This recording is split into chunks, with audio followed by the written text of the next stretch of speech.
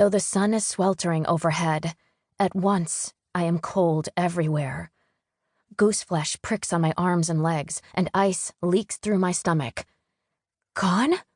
I picture Rachel, her golden brown hair and soft ringlets, her warm brown eyes. Have you checked the barn? David Charles nods. John comes running up behind him and skids to a stop, looking like David Charles's slightly shorter twin, his cheeks red and eyes wide. The orchard? Another nod. God forbid. The crick? His face clears. Not yet. Then go! I turn to John.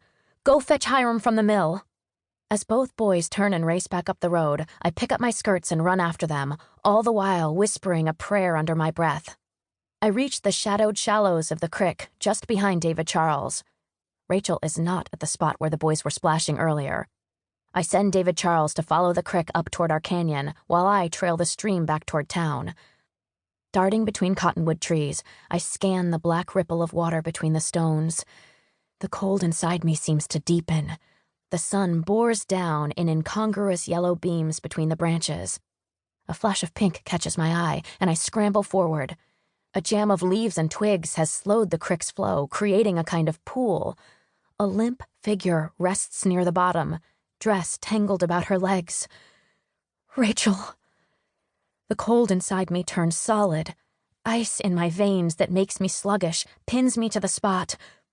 Move, I tell myself. Rough hands push me aside and I stumble, falling to my knees.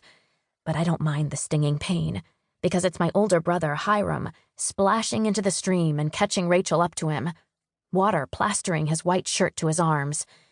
He carries her out of the water and crouches, resting Rachel face down across his knee so that her wet curls dangle past her cheeks. He thumps her back. Once, twice, 3 times. He flips her over and puts his mouth on hers, breathing air into her lungs. Paralysis broken, I crawl toward him, tears stinging salt against my tongue. My sister's face is white, some waxen doll with a smudged cheek and gnarled hair. Thump, thump, thump. Hiram turns Rachel over again. John catches up with us, and I take his hand as I stand. He squeezes tight.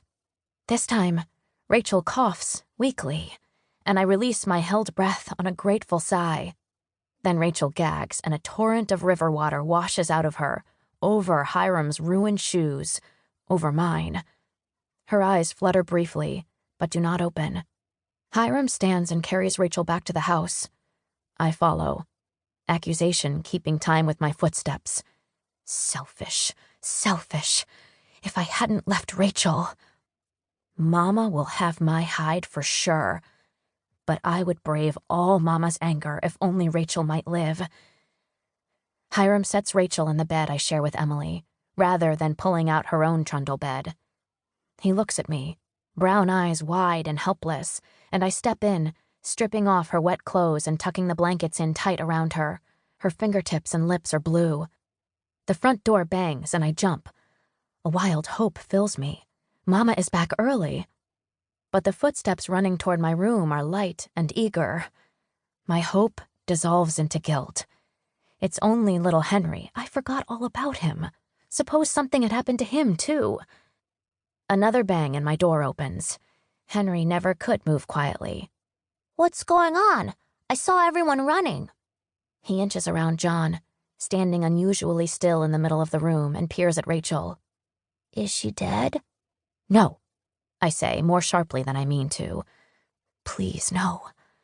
I look over my shoulder at John. Take Henry into the other room and keep him there. Where's David Charles? Hiram asks as the boys leave, looking around the room as though the oldest of the trio of younger boys might materialize from the walls.